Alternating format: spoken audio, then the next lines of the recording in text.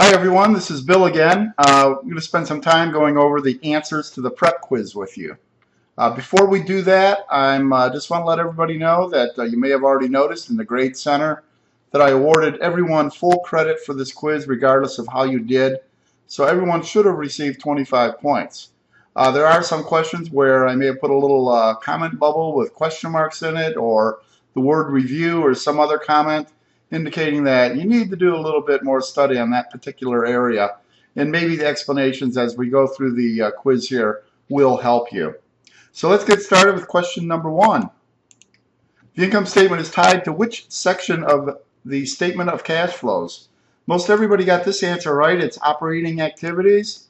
Here's a sample cash flow statement, and you'll see that underneath cash flows from operating activities, we actually have the net income for the year right there. You won't always see this in every cash flow statement. This is a good example and shows you where the income statement is absolutely tied to the cash flow statement here through the net income being entered. Question number 2A, the purchase of a long-term asset like a land, building, equipment would appear in which section of the statement of cash flows? And the answer there is investing activities. And again, we have our statement of cash flows here, and you'll see in the second section, cash flows from investing activities are the acquisition of property, plant, and equipment. Now, some people get confused on this, particularly if they're borrowing money to purchase this equipment or land or plant. In that case, you might have an entry in your cash flow statement in both investing for the actual purchase of the asset and in cash flow from financing activities for the new debt that may have been taken on for that. In this case, we're only recording or concerned with the acquisition of the asset. Question 2B, the purchase of long-term assets would not appear on the income statement. That's a true statement. Why not? I'd accept a variety of answers here. However, the driving issue is that the asset would have benefit for more than one income statement and therefore would be a capital asset item upon purchase, or as we often refer to it, a CapEx, capital expenditure. It would appear on the statement of cash flows. There may be depreciation expense associated with this that would appear on the income statement. Some of you mentioned that, and that was a very good observation. Question number 3, true or false, a company's net income for 2012 should be thought of as the amount by which its cash increased during 2012. Now, that is false.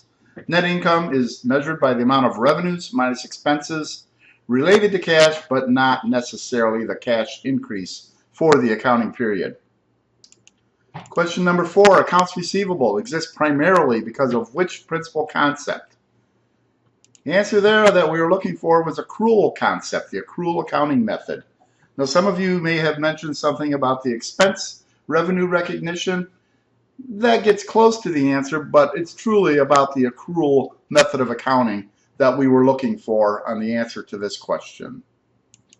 Question number 5. For the next 2 questions, assume that the company collects all the money it is owed by the customers within 31 days. The first question is, an amount recorded as accounts receivable on December 31, 2012 would also be part of the revenue in the income statement for 2012 or 2013. Okay, interestingly enough, I got yes or no as an answer to this question. It was not a yes or no question. It was an either or, 2012 or 2013. In this case, the correct answer is 2012. When the accounts receivable is booked, all requirements or criteria for the revenue or sale have been met and would be recorded as a sale and or revenue in the accounting period in which all the requirements were met. Question number 5, an amount recorded as accounts receivable on December 31, 2012 affects a company's cash flow in 2012 or 2013. 97% of the time, the correct answer is 2013. However, if the accounts receivable were collected on December 31, 2012, it would be cash flow for 2012 that would be affected in this case.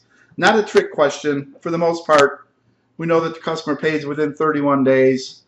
They're probably not paying on December 31st. They're probably paying sometime in January, according to the criteria of the question. So for the most part, in most cases, 2013 is the correct answer.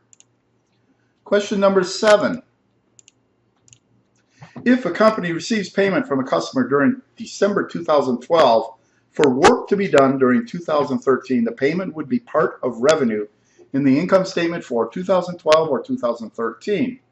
Again, the work's going to be done in the accounting period for 2013, so that's when it would be in 2000. That's when it would be recorded as 2013 income, or as 2013 revenue. Now, what would happen in 2012 when the cash was received? It would be held as deferred revenue until the service was provided or the customer took delivery of the product. At that time, the sale and revenue would be recorded. Question number 8. If a company receives payment from a customer during December 2012 for work to be done during 2013, the payment would affect cash flow in 2012 or 2013. The answer here is 2012. When the cash comes in, that would affect cash flow. The revenue would not be recorded until 2013. Okay, we'll move on to question number 9. For the next 2 questions, assume that a company always pays its utility bill 20 days after the end of the month of service and that the bills are sent after the utilities have been used. An amount recorded as utilities payable on December 31, 2012 would also be part of utility expense on the income statement for 2012 or 2013. The utilities have already been used, and so they would be expensed in 2012. Question number 10. An amount recorded as utilities payable on December 31, 2012 affects the company's cash flow in 2012 or 2013 because the company always pays its utility bill 20 days after the end of month of service. It would affect cash flow for 2013. Okay, on to question number 11. If a company pays its January 2013 utilities bill during December 2012, the amount paid would also be part of the utilities expense in the income statement for 2012 or 2013, and the correct answer is 2013. Before that, it would be recorded as a prepaid. And the final question, number 12, if a company pays its January 2013 utility bill during December 2012, the amount paid would affect the company's cash flow in 2012 or 2013.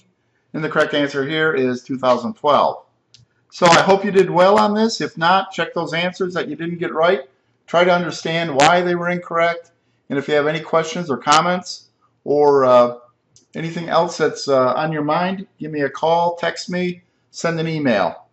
We'll be talking to you again very soon.